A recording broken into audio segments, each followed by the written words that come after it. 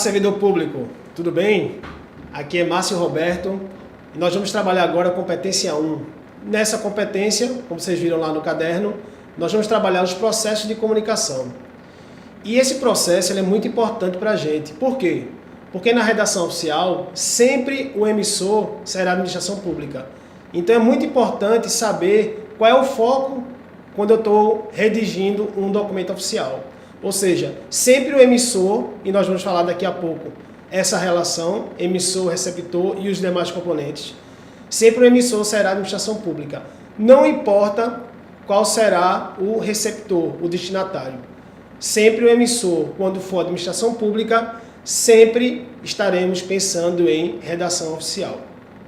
Nesse contexto, nós temos um esquema que foi elaborado pelo Roman Jacobson. E é bem conhecido como o esquema de comunicação do Jacobson.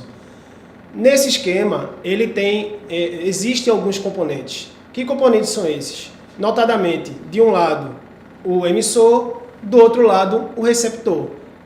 Nesse meio, eu tenho algo que eu quero passar, que é a mensagem. Então, você, quando está na sua instituição pública, o que acontece? Você está redigindo um ofício, por exemplo, você é o emissor. Está colocando aquele ofício, está destinando aquele ofício, obviamente, para um destinatário. Nesse ofício, nós temos um assunto.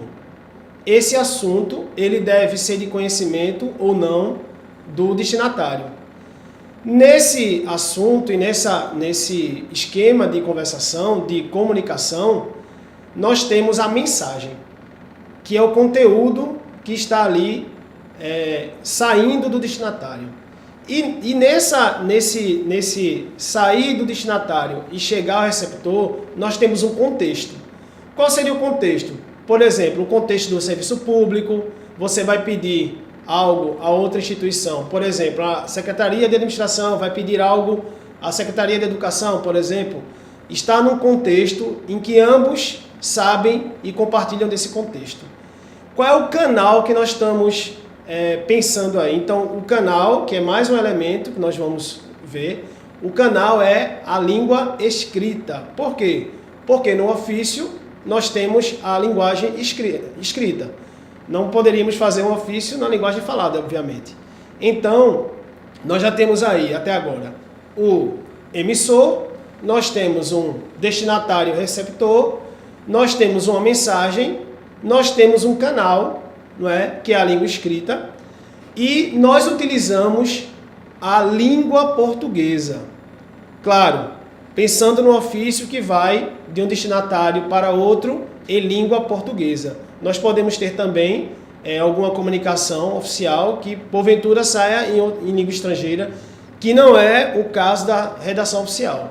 Na redação oficial, nós usamos a língua materna, a língua portuguesa, notadamente na sua versão padrão culto, né? Ou seja, utilizamos a língua de acordo com o que está na gramática, e nós veremos na próxima competência, por exemplo, que essa língua, essa modalidade é a norma culta, né? Então temos aí um esquema de Jacobson que está bem delineado. Eu tenho, de um lado, o emissor, o receptor, tem um canal, tem uma mensagem, tem um código, não é? E nesse iter aí, nesse vai e vem, eu tenho um contexto.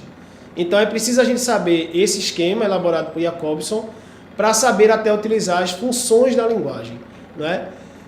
Veja a interpretação de uma frase, por exemplo. Eu não disse que ele roubou o dinheiro. Então, se você, servidor, elaborar uma frase dessa no ofício, ou, por exemplo, solicitamos um cabo para computador de 3 metros. Então, ficaríamos em dúvida, não é? Se é o computador que teria 3 metros, ou, no caso aí, que eu acredito que seria a intenção, se é o cabo que deveria medir 3 metros. Então, nós teríamos um problema aí nessa comunicação, não é? Então, esses são um exemplo que nós podemos ter desse fluxo de comunicação. Por exemplo, quando você coloca uma palavra que ela não é inteligível, ou seja, ela não está clara para o destinatário, eu tenho um problema aí no canal, ou no código até, não é? Por exemplo, eu teria um problema no canal se chegasse um ofício todo borrado, por exemplo.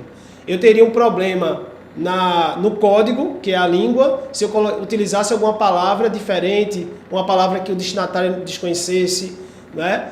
E eu teria um problema no contexto se eles não compartilhassem o conhecimento que a gente chama de conhecimento de mundo, ou seja, notadamente o conhecimento administrativo, conhecimento entre o serviço público de Pernambuco. Então, servidor, pensando nesses elementos de comunicação, o mesmo Jacobson, esse russo, né, até pensando na Copa da Rússia agora, esse russo, ele elaborou também as funções da linguagem, né? E essas funções elas estão baseadas nesses elementos da comunicação, ou seja, no emissor, no receptor, no canal, na mensagem, né, no contato que tem entre os dois, né, no contexto. Então, a primeira função que ele elaborou, né, lembrando que não tem uma ordem estabelecida e também que as funções elas podem se misturar. Você pode ter num texto várias funções ao mesmo tempo. Então, a primeira função ela é baseada, ela é focada no emissor. Essa função ela é chamada de função emotiva ou expressiva. Nessa função, nós vamos dizer o que a gente está sentindo, dizer como a gente está, algumas características nossas, etc. Pense, por exemplo, quando você está na rede social e quer dizer algo sobre a sua vida, não é? Hoje estou muito cansado, etc. Então, você está se baseando na função, você está utilizando a função emotiva ou expressiva. A outra função, ela é baseada no receptor. Nós queremos atingir o receptor dessa mensagem. Essa função ela é chamada de apelativa ou conativa. Ela busca convencer o destinatário. Ou seja, quando você, por exemplo, você servidor, vai escrever algum ofício solicitando algo, você quer convencer aquela pessoa, aquele destinatário. Então você vai utilizar a função apelativa ou conativa. A gente vê muito também nas propagandas isso. Outra função que ela é baseada no contato, ou seja, para testar o contato, né, é a função fática ou de contato. Ou seja, quando eu digo, oi, e aí, tudo bem? Eu estou testando o canal de comunicação com esses marcadores conversacionais. Imagina você, uma pessoa vir entrevistar você e a pessoa ficar parada. Uma hora você vai parar de falar. Então, o que é que tem que ter aí nessa comunicação para ela se estimular, para ela continuar? Tem que ter o elemento de continuidade, ou seja, o elemento de contato. E aí, nesse momento, você vai utilizar a função fática. Por exemplo, quando eu digo ao telefone, alô, eu estou testando a comunicação. Outra função, e baseada agora no contexto, né, é a função referencial ou denotativa. Né? Nessa função, eu tenho que basear a realidade, eu tenho que me basear no contexto. Então, eu vou utilizar aí, por exemplo, eu posso ter como exemplo um jornal, né, que ele vai relatar os fatos. Então, aí, essa função ela está baseada no fato, na mensagem. A outra função, chamada de metalinguística, é uma função que ela fala dela mesma. Ou seja, imagine um dicionário. Um dicionário é a palavra explicando a própria palavra. Esse termo meta sempre é reflexivo, ou seja, para ele mesmo. Então, metalinguística quer dizer falando da própria linguagem, da própria língua. Então, o dicionário é um exemplo. Nós fazemos isso também perfeitamente no nosso dia a dia. Nós falamos das palavras. E a função, essa função metalinguística, ela é baseada no código. Ou seja, no caso aqui, eu, quando estou falando com vocês, eu sou o emissor, vocês são os receptores. Eu estou utilizando um canal, que é a voz, a língua falada. Eu estou falando de um conteúdo, né, a função referencial. E eu estou utilizando um código, ou seja, a língua portuguesa. E a última função, ela é a função poética, né? Ela evidencia mesmo a mensagem, né? Na referencial a gente tinha um contexto, agora eu estou focando na mensagem. A gente pode lembrar sempre da poesia. A poesia é um exemplo da função poética.